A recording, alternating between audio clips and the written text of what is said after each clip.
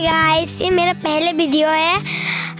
मैं बाजार में गई थी, चिकन लॉलीपॉप खाकर रही। इसको है मैंने आप लोगों के साथ वीडियो बना के शेयर करना चाहती हूँ। और हाँ, मेरे वीडियो को अच्छा लगी तो लाइक करें, शेयर करें, सब्सक्राइब करें और आप बेल आइकन को दबाना मत भूलना। वीडियो को देखते रहो और मजा करते रहो।